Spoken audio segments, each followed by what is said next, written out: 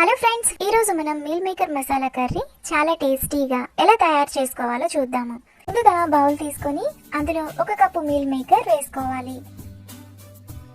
ఇప్పుడు గోరువెచ్చని నీళ్లు పోసుకొని ఒకసారి కలుపుకోవాలి.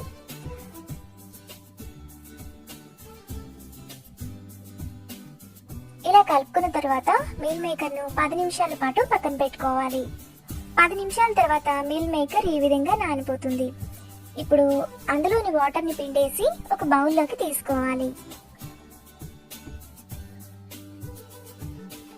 తరువాత మిక్సీ జార్లో 1 టేబుల్ స్పూన్ పచ్చి కొబ్బరి ముక్కలు, 1 టేబుల్ స్పూన్ నువ్వులు, 1 టేబుల్ స్పూన్ జీడిపప్పు,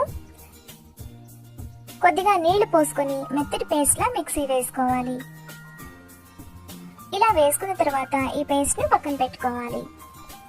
ఇప్పుడు పాన్ లో 1/2 టేబుల్ స్పూన్ ఆయిల్ వేసుకోవాలి.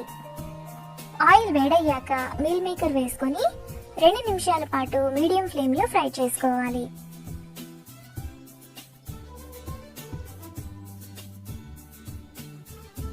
రెండు నిమిషాల తర్వాత మీల్ మేకర్ మనకు ఈ విధంగా ఫ్రై అయిపోతాయి. ఇప్పుడు వీటిని ప్లేట్ లోకి తీసుకోవాలి. తరువాత అదే పాన్ లో 2 టేబుల్ స్పూన్లు ఆయిల్ వేసుకోవాలి. ఈ కర్రీకి ఆయిల్ కొంచెం ఎక్కువగానే పడుతుంది. ఆయిల్ వేడయ్యాక సన్నగా తరిగిన 1 ఉల్లిపాయ వేసుకొని ఫ్రై చేసుకోవాలి.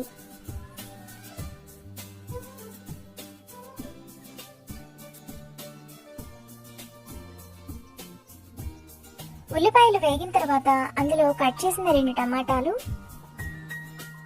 1 టీ స్పూన్ అల్లం వెల్లుల్లి పేస్ట్, టమాటా మగ్గడానికి కొద్దిగా ఉప్పు వేసుకొని కలుపుకోవాలి. టమాటాను మెత్తగా అయ్యేంత వరకు ఉడకనివ్వాలి.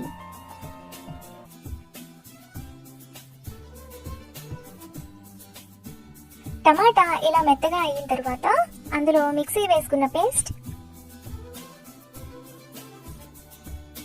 1/2 టీ స్పూన్ పసుపు, 1 టీ స్పూన్ ధనియాల పొడి, 1/2 టీ స్పూన్ జీలకర్ర పొడి, 1 teaspoon garam masala, 1 teaspoon కారం వేసుకొని కలుపుకోవాలి. మసాలాను ఆయిల్ అంతా సైడ్స్ కు వచ్చేంత వరకు మీడియం ఫ్లేమ్ లో కలుపుకోవాలి.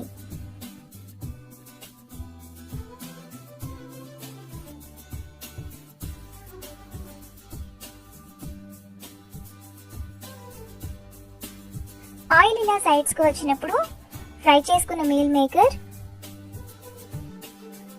1 గ్లాస్ నీళ్లు, టేస్ట్ కు తగినంత ఉప్పు వేసుకొని కలుపుకోవాలి.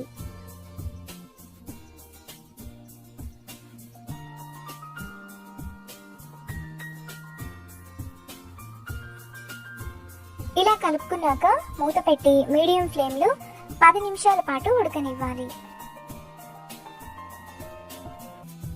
10 నిమిషాల తర్వాత మూత తీసి కర్రీని ఒకసారి కలుపుకోవాలి.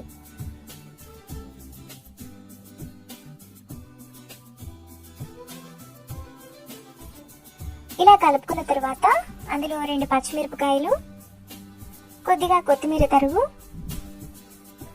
కొద్దిగా కరివేపాకు వేసుకొని మరో 2 నిమిషాల పాటు ఉడకనివ్వాలి.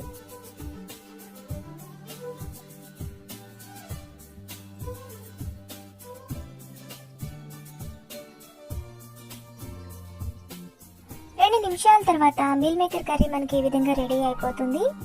ఇప్పుడు బౌల్లోకి తీసుకొని రైస్ పులావ్తో సర్వ్ చేసుకుంటే ఎంతో టేస్టీగా ఉండే meal maker masala curry ready. ఈ వీడియో కనుక మీకు నచ్చినట్లయితే లైక్ చేసి, షేర్ చేసి, సబ్స్క్రైబ్ చేయండి.